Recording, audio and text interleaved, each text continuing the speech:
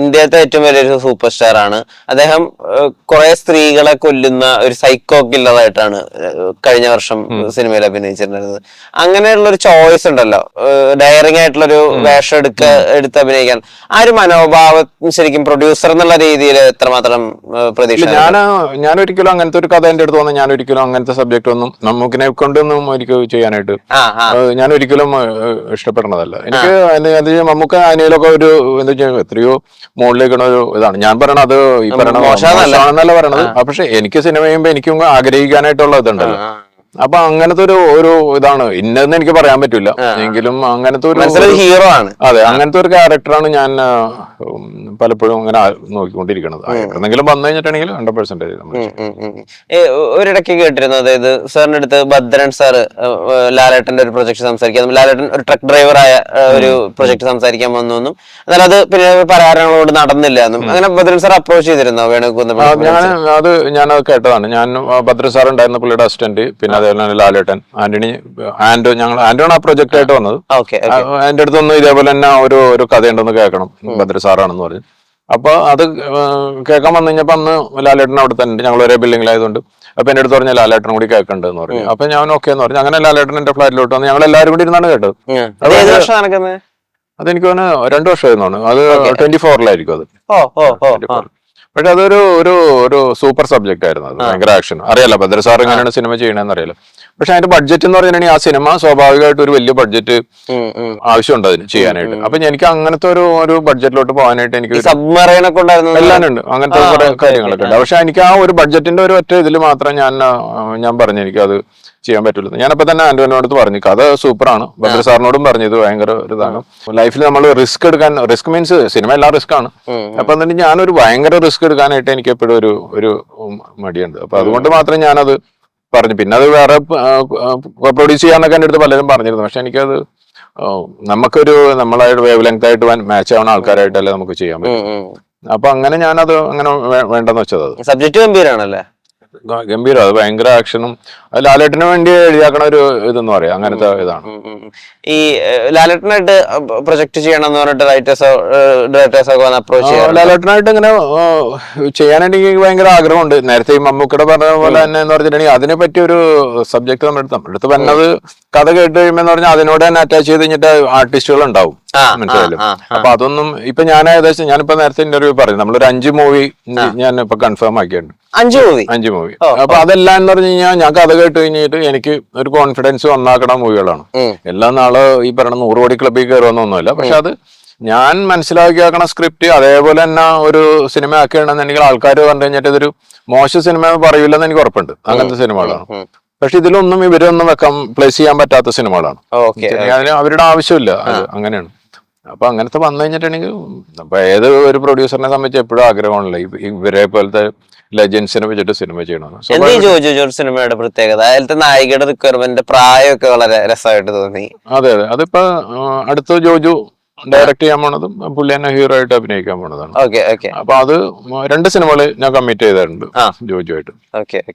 അതിപ്പോ ഒന്ന് അതിന്റെ ഒരു കണ്ടിന്യൂഷൻ പോലെ ഇത് വേണ്ടതാണ്.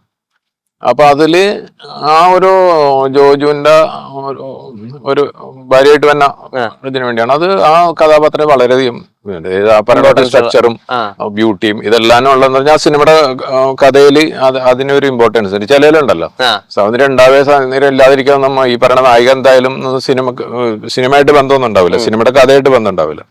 പക്ഷെ ഇതിന് കഥയില് ആ സിനിമ ആൾക്കാർ കണ്ട് ഇത് ചെയ്യണമെന്നുണ്ടെങ്കിൽ അതും ഒരു ഇമ്പോർട്ടന്റ് ഘടകമാണ്. അപ്പൊ അതുകൊണ്ടാണ് നമ്മളത് ഇപ്പൊ അതിന്റെ ഷൂട്ട് ഇപ്പൊ ഓൾറെഡി സ്റ്റാർട്ട് ചെയ്തിരുന്നു. ജോജു എന്നുള്ള ആക്ടറെ നമുക്ക് നല്ല പരിചയമുണ്ട്. ഇപ്പൊ അദ്ദേഹം ഇന്റർവ്യൂസ് ഒന്നും കൊടുക്കാത്ത കാരണം അദ്ദേഹം ഡയറക്ടർ ആയതിനു ശേഷം നമുക്ക് തീരെ അങ്ങനെ കാണാൻ പറ്റില്ല. ജോജു എന്നുള്ള ഡയറക്ടർ റൈറ്റർ എങ്ങനെയാ ശരിക്കും അദ്ദേഹം അങ്ങനെ സംസാരിക്കുമ്പോൾ? ജോജുവിന്റെ മനസ്സിൽ എന്ന് പറഞ്ഞ സിനിമ മാത്രമുള്ളതാണ്. ഒറ്റയിരിപ്പിനെ എന്ന് പറഞ്ഞിട്ടുണ്ടെങ്കിൽ എന്റെ അടുത്ത് ദുബായിൽ എനിക്ക് ഏതൊരു ഫിലിം ഫെസ്റ്റിവലിന് വന്നപ്പോഴാണ് എന്നെ അങ്ങനെ ജോജുവായിട്ട് നേരത്തെ എനിക്ക് പരിചയമുള്ള. അപ്പൊ എന്റെ അടുത്ത് എനിക്ക് 6 കഥയായിട്ട് എന്റെ അടുത്ത് പറഞ്ഞ് ഒറ്റയടിക്ക് ഇങ്ങനെ പലതായിട്ട്. അപ്പൊ അതിൽ പറഞ്ഞു കഴിഞ്ഞപ്പോ ഒരു സ്ഥലത്ത് കഴിഞ്ഞപ്പോ ഞാൻ പറഞ്ഞു ഓക്കെ ഈ മൂവി ഞാൻ ചെയ്യാം, ഓൺ ദ സ്പോട്ട് ഞാൻ പറഞ്ഞതാണ്.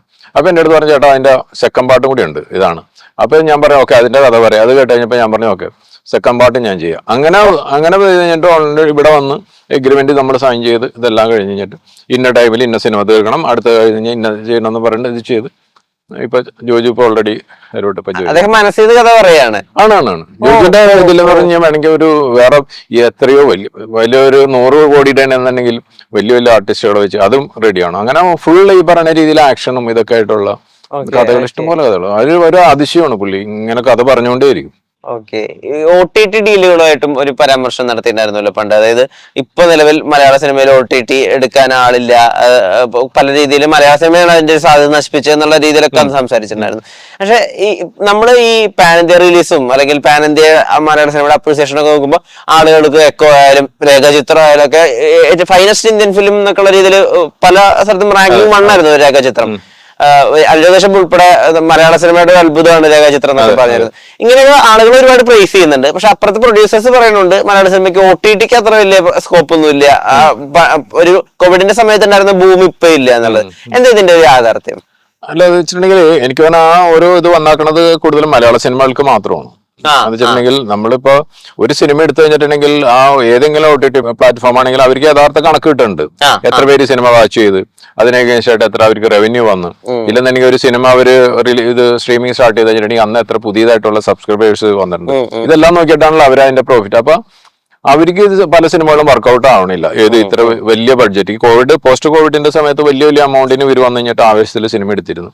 ബാക്കി ഭാഷകളിൽ എടുക്കണ പോലെ, ഹിന്ദി തെലുങ്കൊക്കെ എടുക്കണ പോലെ മലയാളത്തിൽ നിന്ന് അത് വർക്കൗട്ട് ആവണില്ല. അതിന് കുറെ റീസൺസ് ഉണ്ട് അത് വർക്കൗട്ട് ആവാത്തതിന്റെ കാരണം. അപ്പൊ അത് വന്നു കഴിഞ്ഞപ്പോ ഈ പറയുന്ന ഏത് ബിസിനസ് ആണെങ്കിൽ അങ്ങനെയാണല്ലോ, ലോസ് വന്ന സമയത്ത് അവർ ഇത് കുറച്ചുകൊണ്ട് വരും. അപ്പൊ അത് വന്ന് ഇപ്പൊ നേരത്തെ എന്ന് പറഞ്ഞിട്ടുണ്ടെങ്കിൽ ഇപ്പൊ ഒരു ട്രെയിലർ കാണിച്ചാൽ മതിയായിരുന്നു. അല്ലാന്നുണ്ടെങ്കിൽ നമുക്ക് ഇപ്പൊ 2018 നമ്മള് ഇവരായിട്ട് നമ്മൾ ഡീല് ഫിക്സ് ചെയ്യുന്ന സമയത്ത് അവർക്ക് എനിക്ക് തോന്നുന്ന ഒരു 10-15 മിനിറ്റ്സിന്റെ ഒരു കട്ട് കാണിച്ചു കഴിഞ്ഞിട്ടാണ് നമ്മളൊരു വലിയ എമൗണ്ടിന് നമ്മൾ അഗ്രിമെന്റ് സൈൻ ചെയ്യുന്നത്. ഇപ്പൊ ആ കാലഘട്ടമൊക്കെ പോയി. ഇപ്പൊ അവർക്ക് ഫുൾ മൂവി കാണണം.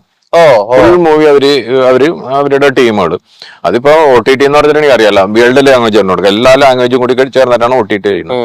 അപ്പൊ ആ ഒരു മൂവി ഉണ്ടെങ്കിൽ അവരുടെ തെലുങ്കിൽ നിന്നുള്ള അവരുടെ ഏജൻസി വരും, കന്നഡ വരും, ഹിന്ദി വരും. അപ്പൊ ഇവരെല്ലാവരും നോക്കുമ്പോ ഒരു ചെറിയ ചെറിയ കമ്മിറ്റ്മെന്റ് കൊടുക്കുകയൊക്കെ ഇത് ചെയ്യാം.